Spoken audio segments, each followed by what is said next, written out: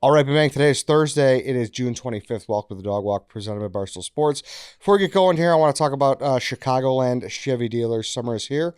And if you haven't made the move into a new Chevy yet, what are you waiting for? Chevy Drive Chicago. All year round, the Chicagoland and Northwest Indiana Chevy Dealers have what you want and what you need. Whether you are in need of a new truck, new SUV, new mom and dad ride, like the all-new Traverse, we have it for you. Head to your local Chevy dealer and learn more about what your next ride could be today. I cannot recommend that Traverse enough. Anytime I call an Uber and a Traverse pulls up, I know I'm in for a great, comfortable ride. But that goes for the Blazer and you know, the Suburban. Of course, you're getting a bigger one, the Tahoe, you name it. Chevy just has an incredible fleet, and you should go check them out. The worst thing that could happen, obviously, the holiday weekend's around the corner. You don't want to be stuck on the side of the road with some junky car. So go check out Chicagoland Chevy Dealers. Head to your local Chevy dealer and learn more about what your next ride could be today. Also, guys, part of my cheesesteak. If you're watching the game, working late, or just too lazy to cook on a given night, there's only one call to make, and it is part of my cheesesteak. We're talking thinly sliced steak, melted provolone, mouth-watering cheese sauce, all loaded up perfectly on a toasted hoagie roll. This is a legit heavy hitter cheesesteak, and if you really want to do it right, grab the Big Cat combo, cheesesteak, fries, and a drink, or the brand new chopped cheese combo. That's a complete meal. It's available nationwide, and it delivers easy, game day covered, late night covered, so stop overthinking dinner. Order Part of My Cheesesteak right now and use code AWL for free delivery on partofmycheesesteak.com. Okay, my guest today is Patrick. Do you say your last name? Not really, but it's McAuliffe. Patrick McAuliffe, yes. Yeah. Patty, did you like, was like Patty Mac? Gotcha. A lot of Patty, a lot of Pats, mostly Pats. That was a frequent nickname of yours? Yep. So I want to have you on here, so obviously I have random Barstool people throughout the years just kind of talk about their introduction to Barstool and everything like that. Never really like got into that with you because you were in an era. What year did you get hired? 2017. 2017. So I have like a weird gap from like 2016 to like 2017. That's when you started? No, I started in 2013 as an intern.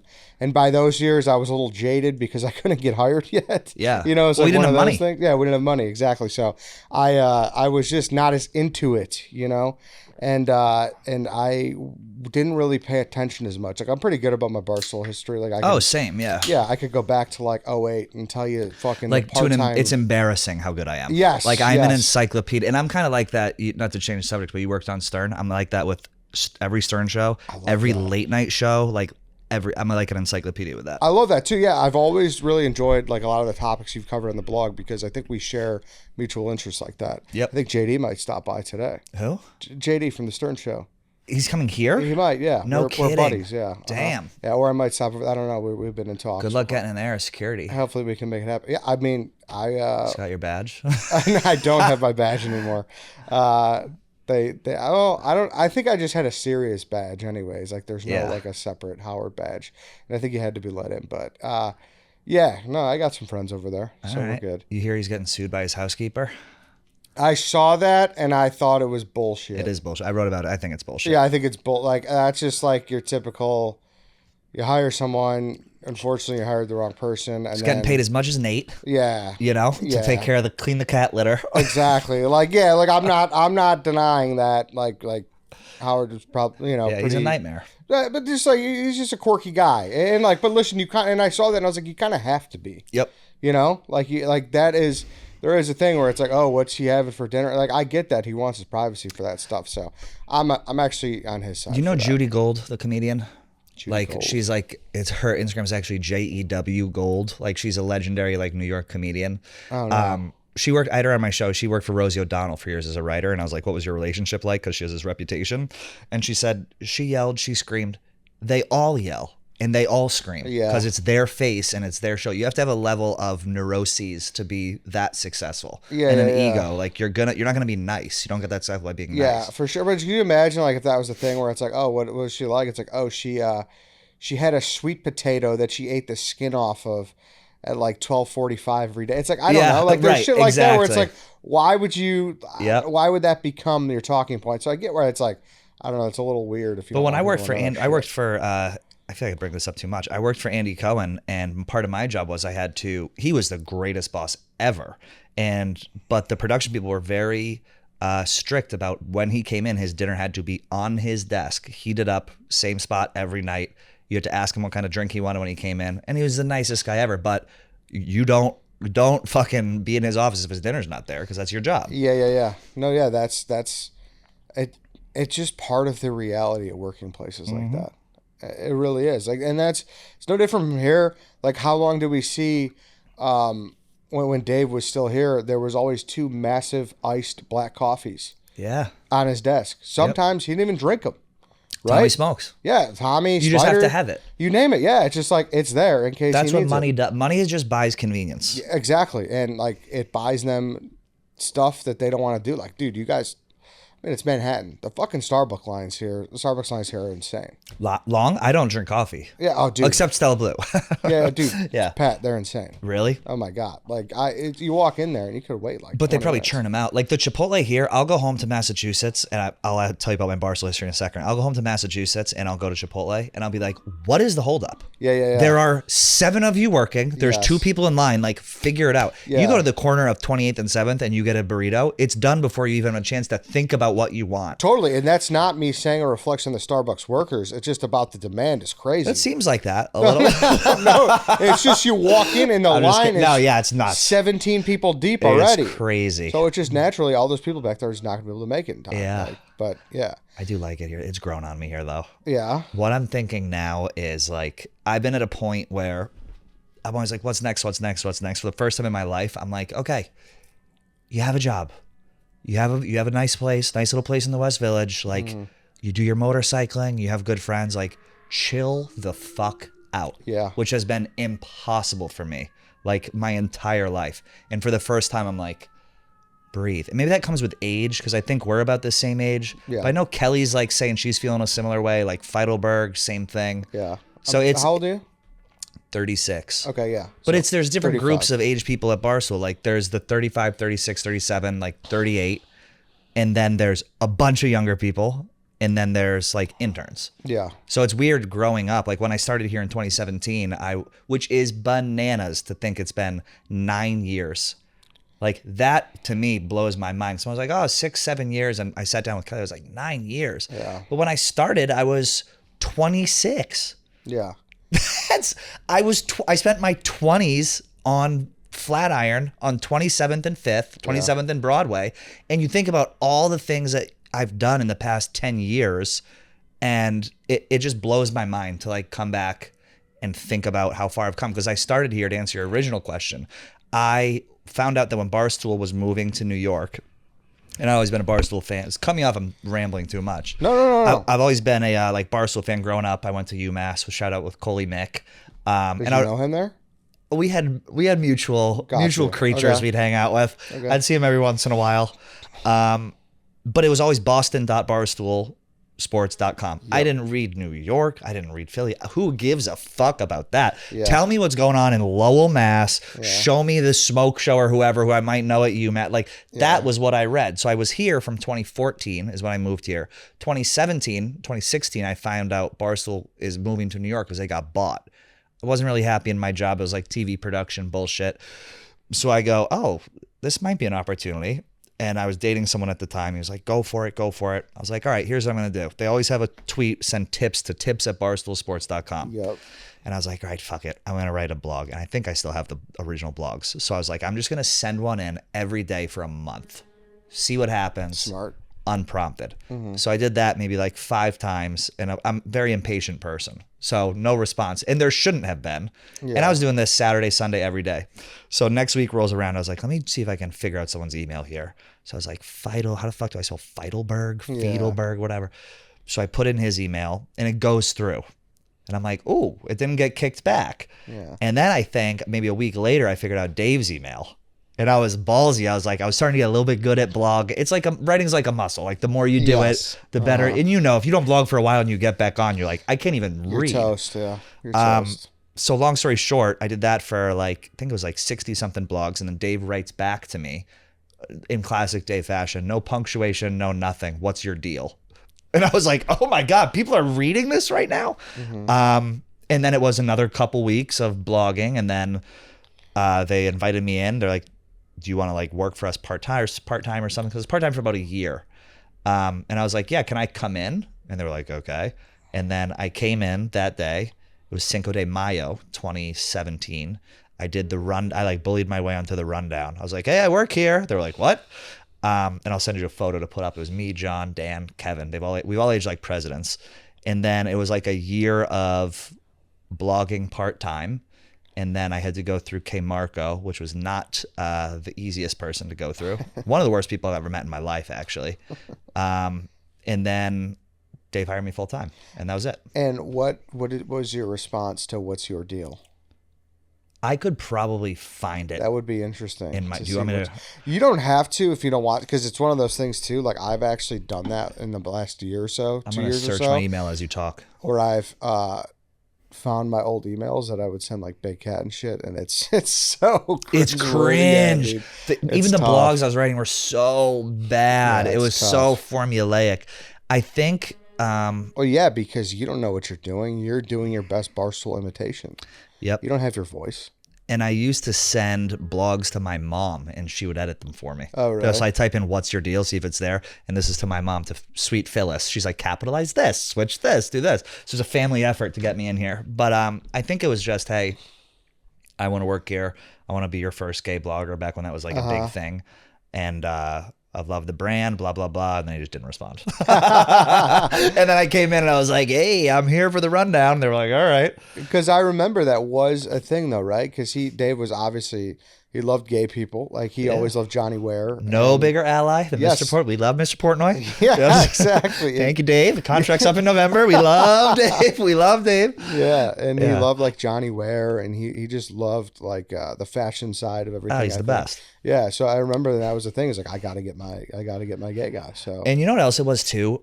Like looking back on it, it's tough to get your footing in a new city. And I think when I moved here, I was having a tough time getting my footing, like finding a friend group. You're poor, so you can't really fucking go out. And I was like, oh, these people at Barstool, I feel like I know them. Like I feel like these people could be my friends. So for me, that was, and it turns out I hate all of them.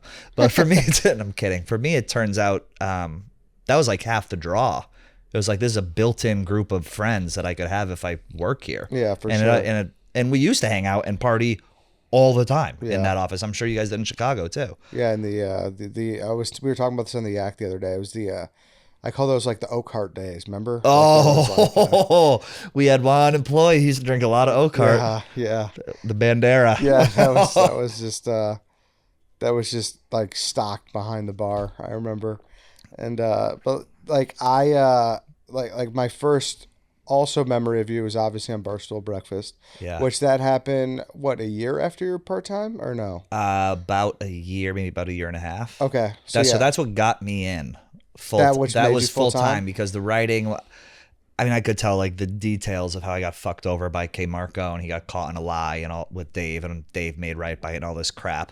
Maybe I should. But long story short, that was what got me in. It was Julie Stewart-Binks, Willie, Large, and I was like, let me fucking, like, you're not gonna put me on the mic. Yeah. Like, let me produce this show. A monkey could produce this show. And that was a great show because working for Willie and Large, it was almost like father figures in a way. Like, I remember my mom was pumped. She's like, oh, this is great. Like, he's around like some older guys. I mean, she didn't know how much we were boozing and all this and that.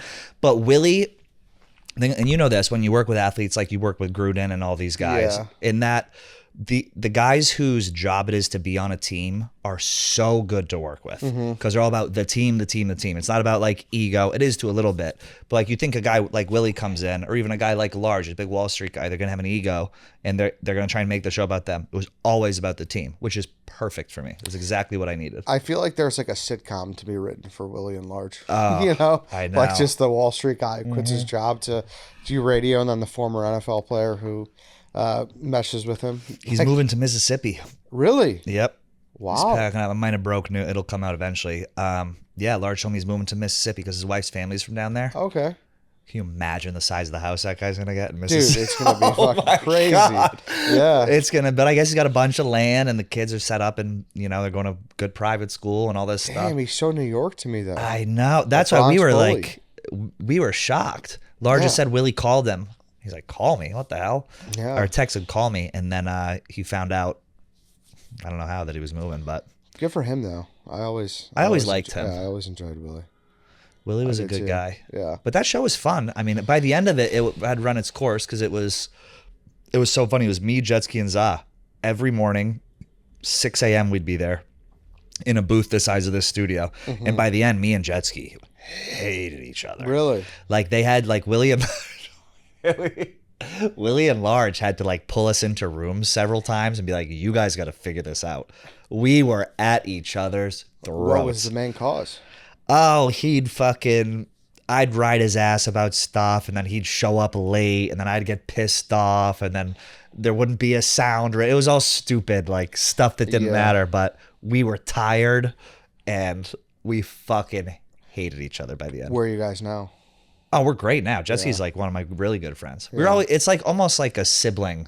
Like I never hated him. We bugged the shit out of each other. You guys were probably just too hard-headed, and you guys just wouldn't let the other thing go, and then you just kept score, and it was just one of those bullshit things. We have the same personality. Yeah. We have the exact same personality. It's crazy how that happens. Who do you have that with? Probably White Sox Dave. I was gonna say sure. White Sox Dave. Yeah, I would say there's definitely an element of that where it's like But I don't see that with you guys. Like you guys seem very different to me. Yeah, we're different. We're not the same. I shouldn't say that, but we just have that relationship where we'll butt heads and we'll just be like, oh well, you did this then, and you did, so we'll always go. Do you know what the difference is with like Midwestern versus East Coast? Like when me and Jetsy get mad at each other, we get loud. Like we get loud. I'll yell, he'll yell. It gets very like huffy. Yeah. I think Midwest, you guys can say your voice never raises, but you can say things that you will just fucking needle like ways you know how to get them. There's definitely a lot of inflection in our voices, but maybe not raised to a certain level for sure. That was a great show. I like that show. I still get tweets Breakfast? about that. Yeah. Breakfast was fun. I think one of the most like Barstool community things we ever had.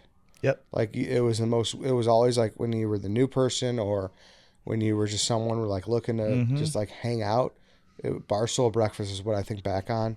Where like, I don't know, it was just such a pillar of working here and like meshing with your coworkers. Yeah. It was drive time radio. Yeah. Morning commute. But I remember Willie gave me great advice when I was going to start my own show. He was like, I was like, what's your advice? He's like, lean in with your co-host. He's like, develop chemistry with your co-host above everything else. And then everything will fall into place. Yeah. It was good. Yeah. No, you're absolutely right. And to go back even further too, because I do want to get into it. So what were you doing though? You were working for Watch What Happens Live, or so what? I was working for Watch What Happens Live. I got fired. Okay. I don't like to be told what to do, Eddie. I got a little bit. I got into it with the manager, and they cut old Patty loose. No, it was one of those things where it was like I was a production assistant, which is basically your job is literally like sweeping floors and bringing things out, and it was great, right? But I remember the production manager at the time, this woman, Monica, she didn't like me because Andy liked me, and I don't think anyone liked her. And so she was like, how come you're not smiling while you're doing your work? And I was like, Monica, you want me to smile while I sweep the fucking floor? I was like, no one's in here. Yeah. She was like, you can't talk to me that way. I was like, I can talk to you however I want to talk to you. I couldn't because I lost my job. But it was a long time coming. And then Andy actually ended up getting me a job through NBC after. He's like, I have to empower my production manager to make decisions. Like, obviously, we all love you. And I'm actually still close with the director over there, this guy, Rocco. He does all the reunions, everything. He's like one of my good friends. We get drinks like once a quarter. Oh, nice. But I'm friends with all those guys. It just... I don't like to fucking sweep floors with like Cinderella with a smile on my face. Sorry. And you were 10 years younger too. And I was so exactly. Now not. You understand the process. Yeah. And then I went to, when I first moved here, I worked for David Letterman. I was a page over there. Oh, no shit. And then he retired, so I went to Andy Cohen. Wait, so what'd you do for Letterman? Like audience stuff. You seat the audience, you bring them in, you make sure people have drinks, like that kind of PA stuff. I did not know that. Yeah, that was like I was so delusional. I was like, I'm going to just take his job when he's done. Literally, that was my thought. I was like, I'll move here. I'll start as a page. If they'll love me, I'll take his job. Yeah. Then he retired 4 months later. I was like, okay, Yeah. time Was to there any figure it out. inkling that he was retiring at that time when you started? Not really. No. No. But that was a dream because we have a lot of celebrities come through these walls.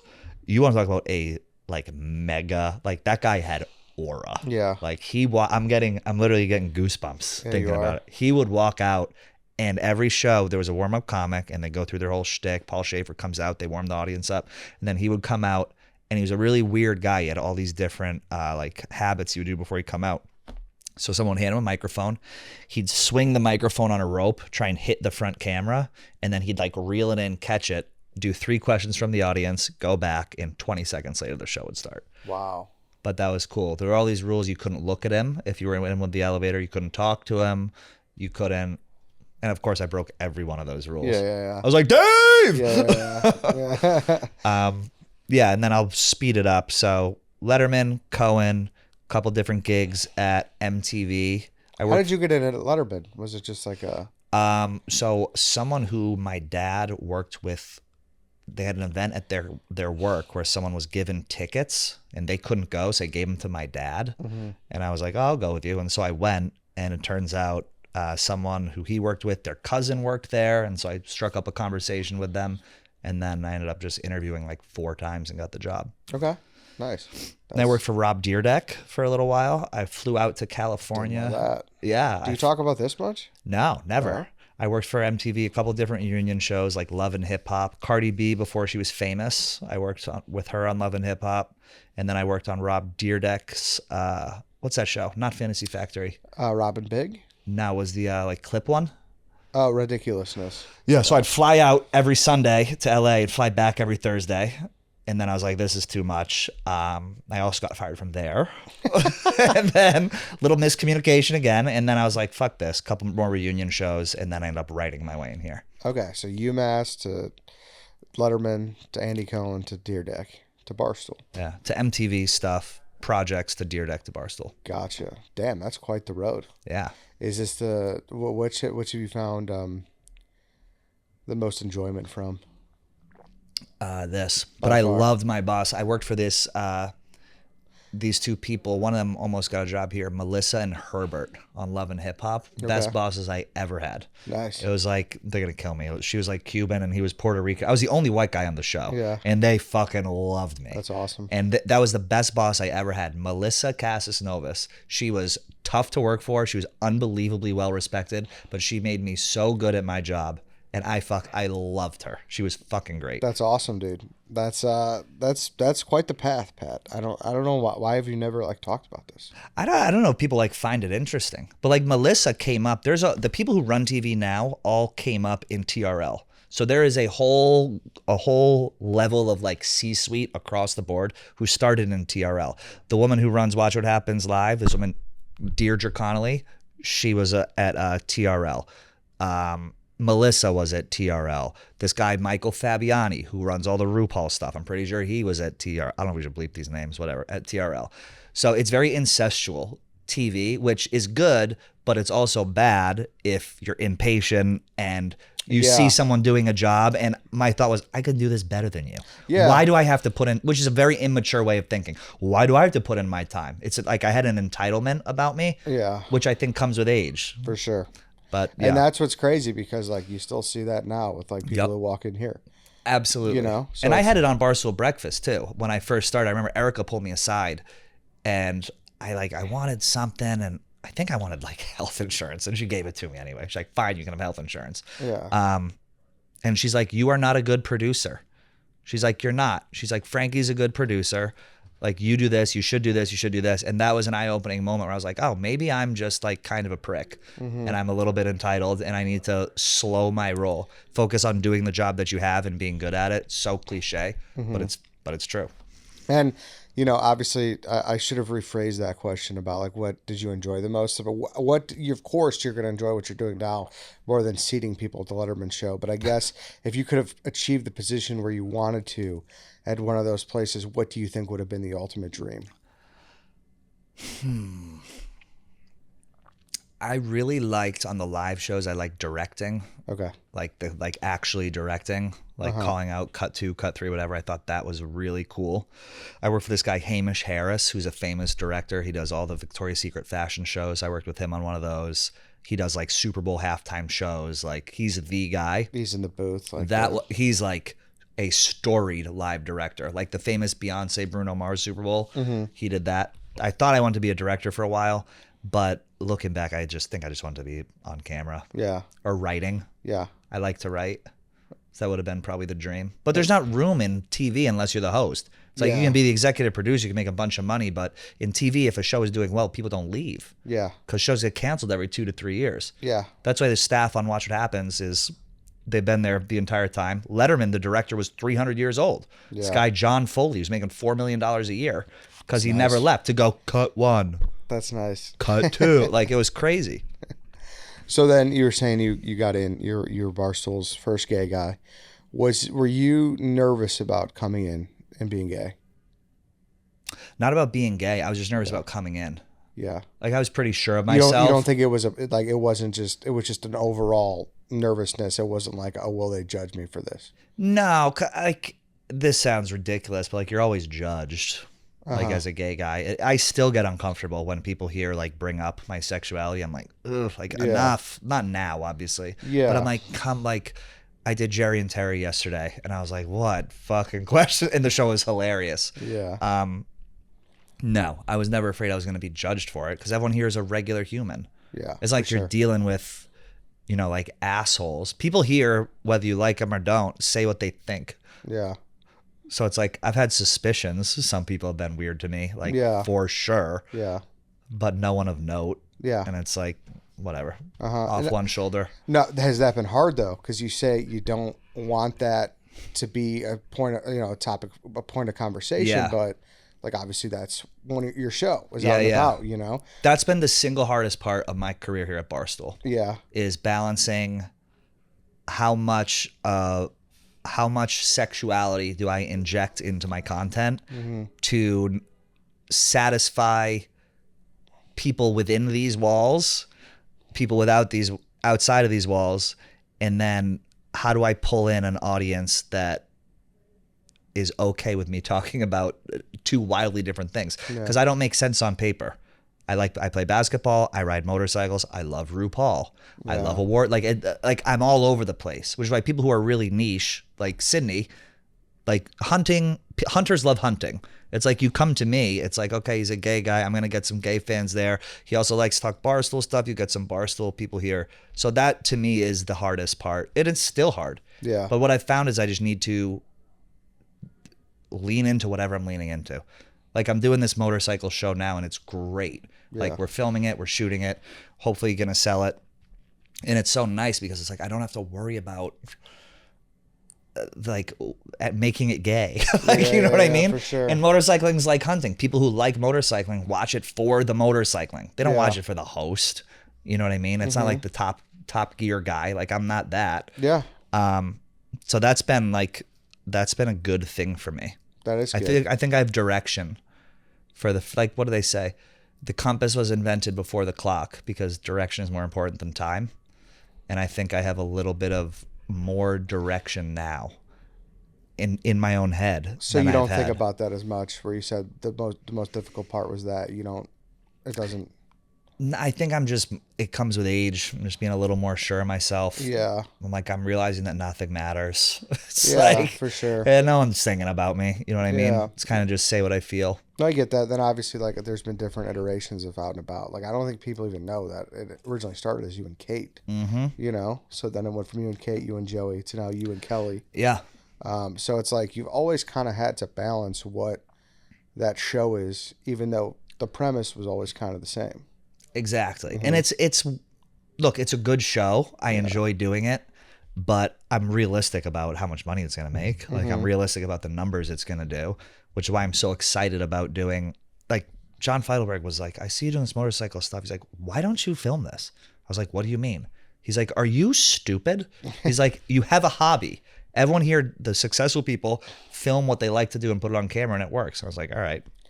So this has been a good breath of fresh air for me to have, not feel like all my eggs are in one basket. Yes. Now I just got to hope that some people come through. There's also such a line to that too, though, dude, where it's like, he's right. John's right. Like, that's a great thing.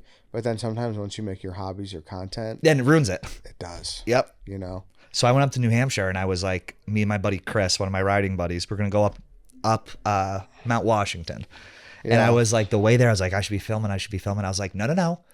I was like, if you're going to do this, the ride to the destination is yours. Mm-hmm. At the destination, then you can ruin it by filming it. Yeah, so for sure. And that's why there's a Barstool Bocce thing coming out next week. I really enjoy playing. I saw your little one sheet on it. They sent it to me as an example of what to make. Oh, really? Yep. Nice. Yeah, so they've been asking me to do that. And I'm like, I kind of, not put it off, but I kind of danced around it for a while, but just the same reason. Because once it becomes like a thing, and then, I don't know, it just... No, that makes complete sense because you want to have your own... outlet. It's tough to get separation from this job. For sure. Yeah. And it's like you don't it's how much separation do you have. If you separate too much, you lose your job. And I know, listen, like I know people say, oh, cry for me. It's the best job in the world. Like we understand that. So we are cognizant of that. But like also like, yeah, you just do like to have your time where it's like your phone's not out and you're doing that whole thing. So no, I get that. What's your screen time like? I think I am somewhere between like 6 and 8 hours. Dude, I'm like 11. Are you? I gotta get it down. Yeah. What's your fucking Instagram? Yeah. Reels constantly. It's bad. I'll wake up to piss and I'll instinctually grab it. I'm like, what are you doing? Put your phone down. So you know what? Fun fact that I'm actually kind of proud of. I've never swiped on TikTok. What? Never. How? Even so much so, I downloaded TikTok. I've had it for a while, and like back in the day, Danny Conrad would post something on there. But I that was big when like Erica was still around. Like, hey, yeah, get a TikTok. I was like, I don't know. I was like, part of what makes me me is like going out and doing things and then talking about it and like whatever. I was like, I feel like I will just lose so much of my time. There has not been a video on TikTok that I haven't loved in a year and a half. Yes. Every single video is better than the last. TikTok doesn't miss. It's insane. So I've heard. So I like made it It's so good. Just because I know what will happen to me if I go down that wormhole. You're fucked. Yeah. Because what happened, this is what I'm at. This is what's dragging me from my phone. I'm getting what I should be getting in person on my phone. So social interaction with people becomes, why would I do that? I can have pseudo social interaction. You don't even realize you're doing it on your phone. Mm-hmm. You watch people go out instead of go out with them. Yeah. You're on fucking stories. It's awful. It is. And that's why I really resisted it for a while. And even Erica was like, all right, I get it. Like, don't worry about it. So I do now. I will go on there and I'll post and I'll immediately get out of there. I don't post as much as I should. I should post more. But regardless, I do try to get on there more. But I still have not sat there for my God. It's hour. Brutal. I watched it's kind of boring, but it was the most interesting 60 minutes I ever saw. It was how we know now that the more time you spend on your phone, the more money they make. It's all about keeping you on the phone. Uh-huh. And the apps were designed when Facebook originally designed them as how a casino designs a slot machine.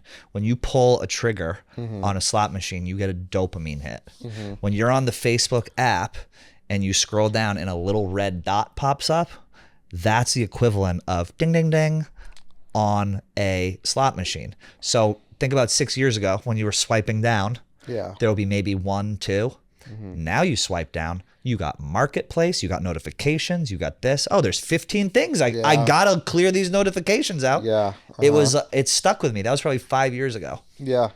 That is crazy. I mean, that's the same thing. That's like with Twitter. Yep. Like they don't like when you get off the platform. Like they don't want you to click out of it. So it's all designed for us to be on there forever. Twitter's a nightmare. Yeah. I never got hate really on Twitter until Kelly came on my show. She's like, Buckland. I was like, what are you talking about? And now I'll tweet, I'll be like, Jalen Brunson, good 3. And I'll be like, faggot. I'm like, this is all because of Keegs on my show. She gets so much shit on Twitter. Yeah. I feel so bad for her. Yeah. Well, once you get into like the Barstool drama game, like it's all bets dude, it's so bad. Yeah. People love that on my show. And I'm like, I just got to submit and lean in. Yeah. I just have to be like, fine. fuck it, I'm not gonna do some like well thought out, like super produced show. Just talk about people here. Yeah, it works. That's the easier part though. The harder part is when it starts to affect the relationships with people you work with. Right. You know, like I've never had really like a bad interaction. Not like a blowing. I've never really had like a falling out with anyone here. Over really? Something you said on your show. Huh? Over something you said on your show. Oh no. No, never. That's good. Because I just tee people up and get out of the way. Yeah. Which is kind of what I did. Yeah. I was doing I'm like, what do you think? I was like, oh God, you really think that? Huh? Yeah. Yeah, exactly. No, and that's we've talked about that before. Like when I was still doing DPS and whatnot. Like that was. Oh, I knew you were always like front and center for that stuff. Like, dude, it's not. It used to be like a little embarrassing to be really into the Barstool drama. I love it. What I should, if I was smart, I would rebrand my show as just some inside Barstool show, and I would have Roan sit in every week with me and Kelly. Yeah, and that's what me and Kelly talked before break. We're like, we're just gonna start having a lot more Barstool people in. Because it's fun when you have a panel of people. Who could like it's me and Kelly have good banter, but it's Yeah. like you throw like a Tommy or like a Roan or like someone who could weigh in. Yeah. Yeah. I think it's a good thing. And people like it. Yeah. That's what our jobs are. Mm-hmm. So that's the new iteration. Do you miss the old iteration with you and Joey? I've never talked about this. No, yeah. And we could go as far as you want to go. I'll talk about it. Yeah, for sure. Yeah. They're definitely when me and Joey were ripping, that was like I remember he sat down and I was like, you need to stay here for like 2 months and I'll get you a job. We would cook on that show. But it became this thing where I'm trying to think how to like say this without being like a dickhead, but he just kind of changed over time. And his priority, it's like instead of coming in and being funny and this is what you have to do, it became like this, he didn't really want to grow the show, and it's tricky to explain because you don't want to like talk shit about someone, because I like Joey as a person, but I think Joey as a coworker became a fucking nightmare because he would work. We'd be like, dude, all you have to do is come in 2 hours a week. That is it. And he would come in, he would bitch, he would complain, he would say how much he hates it here. And it's like, you're getting paid good money, man. Like, all you have to do is come in and be funny, and you put a rundown in front of him. You don't want to talk about any of the time. Credit to Kelly Keegs. She will talk about anything.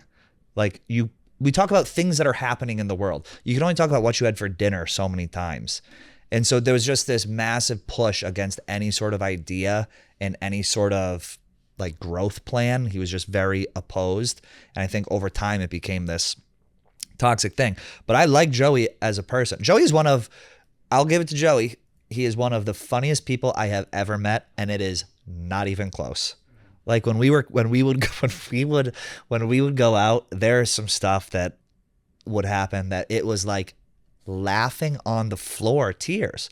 Like some of our old episodes, like we'd have a magician in, and it would just be like, you ever meet someone and you just have such chemistry, like out of nowhere? Yeah, for sure. That was us, but I think things run their course, you know what I mean? So you can't do shit forever. It sucks the way that, it ended. He went on and did his own thing, and I hope he's doing well. But so you don't talk anymore? No. Joey blocked me. Really? The day he left, he blocked me and a couple other people on all social media. Oh, no way. Yeah. That sucks. Yeah, it was weird. And then he went on a show, and Not Skinny, Not Fat. That's probably not your thing. No. But Amanda Hirsch, she has like a pretty big podcast. And he was like, yeah, we were never really friends. And she was like, what? It's like, dude, you were my best friend for 2 years. And then you just stopped coming to work. So I'm sure that hurt.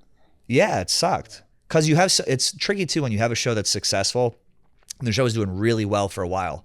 You have a show that's successful and you taste it and you're like, you taste like a little bit of the money with it. Like we were doing live shows are great money.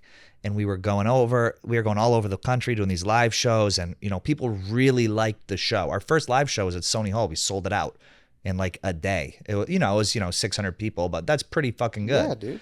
And then I think I could tell the fall before he left that he wasn't really happy, and things just kind of shifted with him, where he was like, he put up all these boundaries where he said, I'm only coming in at this time. I'm only doing this. And I had sat down with him, and Vinny had sat down with him and like, hey, if you're not happy, like there are other things you can do here. We can let's get your cooking show going. Like, we want you to be happy and we want you to be bought in.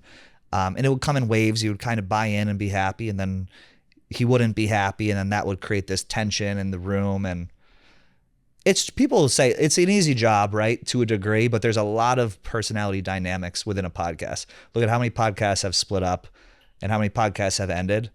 This is the most I've ever like openly talked about this, because you want to give someone time to kind of like catch their footing. But I loved doing the show with Joey, and it was great until it wasn't, and then it was not healthy. And it's tough too when you're trying so hard and you're spinning your wheels, and you're getting nothing in return. And it's like, dude, like, do you know how big we could make this? Don't come in here and say it's grown as much as it's going to. No, it hasn't. Like, we can make this fucking huge. So that I do miss when it was good, but I think it just put such a sour, I tried so hard and it put such a sour taste in my mouth at the end of the show that it's kind of like, fuck it, you got to move on. And then the show ended, and then I broke my fucking leg. So it was like a year of like, oh, I can't walk. I don't know what's going on with my show. And so I'm coming out of that now. I can't believe it's only been a year, but yeah, that was difficult. It was fun. It was I liked coming into work and genuinely laughing. And he would make me you remember him, some of the stuff he would say. Oh yeah. Oh my God. Genuine. Like Caroline would walk in, like Caroline Banowitz would walk in. He'd be like, I thought I smelled fish. And it was just like, he was just this shady queen. Yeah. No, yeah, he was hilarious. And I think, not to speak for him, obviously, I don't know him well. I just know him in our interactions. We always had a good relationship. But a big thing, too, is maybe I don't know, like something happened or he wasn't feeling well about something anymore. Yeah. And it's hard to put on a face and do this if you're going through shit behind the scenes. So who really is to say what turned him off, or like maybe he just didn't want to do it? I don't know. Yeah, and I think that's fair. If someone doesn't want to do a show, don't do the show. But I think what's not fair is not being open and honest and communicating when your job also affects other people's jobs who you work closely with. So that I'm all for, like, helping people find themselves. If you want to end the show, fucking quit the show. Go. You can have a job for life here. Go do a cooking show, whatever. But it's also, we gave you a cooking show and you did it 3 times and then you stopped.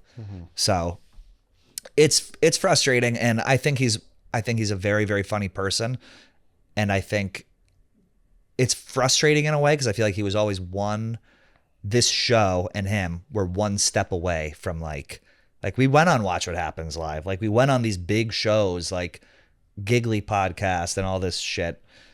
It was like, but you have to keep your foot on the gas, because if you take your foot off the gas and your mind starts going to, well, how come I'm getting this and he's not getting this and we're getting this? And then you become distracted and your mind's off the ball. And then a year later, you're out of a job and the show's over. Yeah.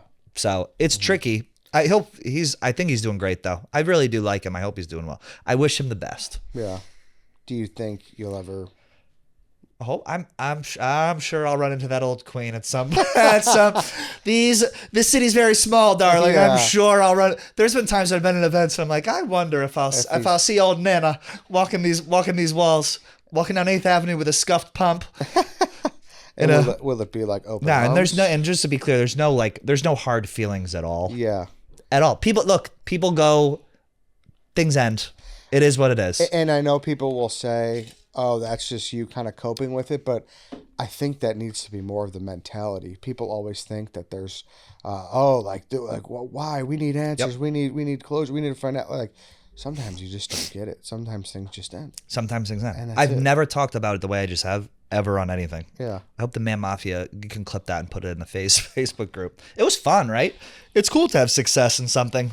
Yeah, I mean, listen, and I think the Joey era meant a lot to you because, like you said, Barstool Breakfast just ended. And not to say that the first iteration of the show didn't work, but it didn't. Not like that. Like, it really... The show was doing well. Yeah, from you going to part-time writer, no health insurance, to part-time producer, to having your own show, to getting it in, you know, to finding a co-host that you fucking love and that create something special with.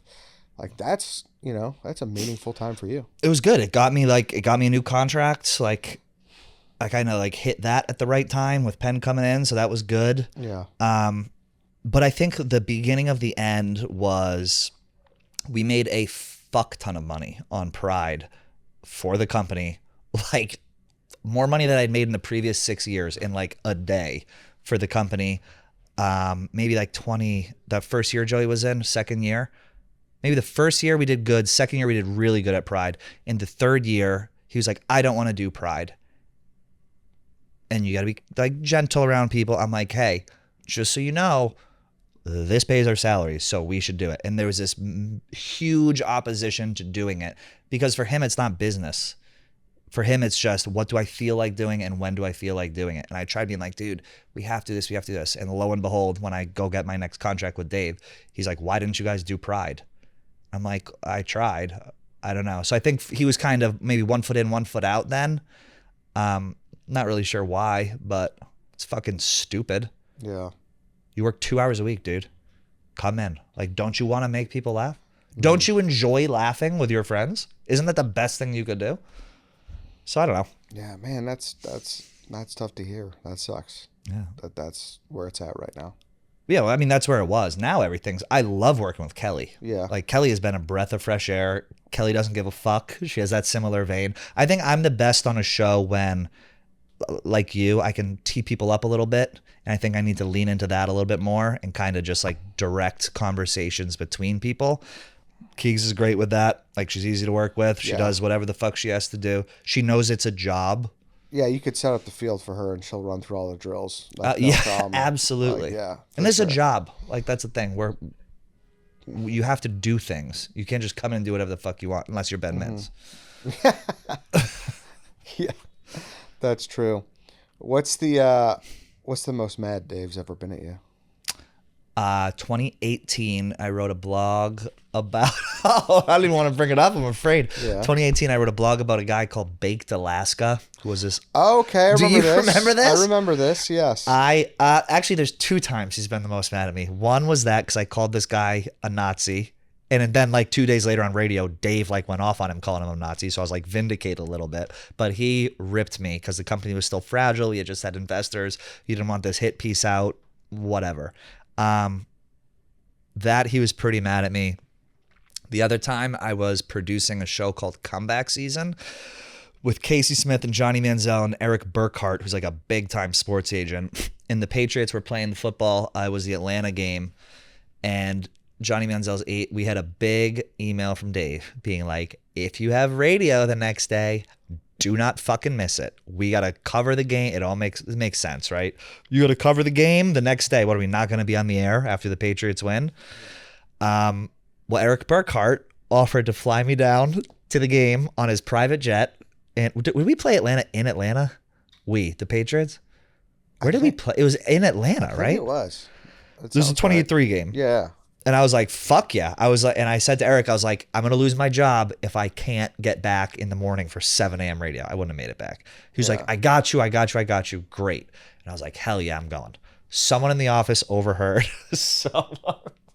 Someone in the office overheard, and Gaz comes walking over to me, and he has his phone in his hand. He's like, Dave wants to talk to you. And I was like, what? I was like, hello. He was like, you're going to the Super Bowl? I was like, yeah. I was like, I'm going to go. I was like, I'll be back. And we went back and forth a little. His voice started to ratchet up, and I was like, fuck. And I was like, I said to him, I go, you mean to tell me you're going to fire? This is Patriots delusion. I needed to see the Patriots in Super Bowl. I go, you mean to tell me you're going to fire me if I go to this game? He goes, I'm not saying I'm going to fire you, but it's not going to be good. And I was like, okay. And I gave the phone back to Dave. And then Erica called me into her office 20 minutes later. She's like, what'd you decide to do? And I was like, I'm not going to the game. That he was pissed about, but more pissed was probably Baked Alaska. Baked Alaska, okay. So you didn't go? No. Damn. I'm glad. It's not worth it. Yeah, it's not worth it. No. That would have been cool, though. Dave has Irish Alzheimer's. Yeah. You forgive, but you never forget. Yeah. Legendary Super Bowl, obviously. That's the one I didn't fucking go to. But were you at this year's? Yes. Okay. So, oh my God. Yeah, not a good result, but at least you got to sit in the box and everything. Yeah. Tom Brady came into our booth. There you go. Wonton Don was on mushrooms next to me. He's sitting there. He's like, Tom Brady's behind. He's like, Tom Brady's behind. It's like, no, he's not. I go, where? He goes, turn around. I go, left shoulder, right shoulder. He goes, right. I turn around.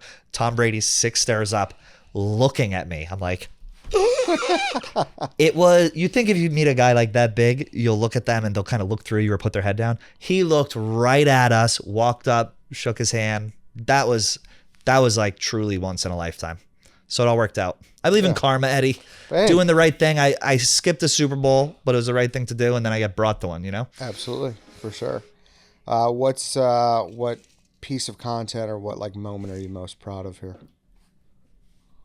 Never made good content. Never made good content.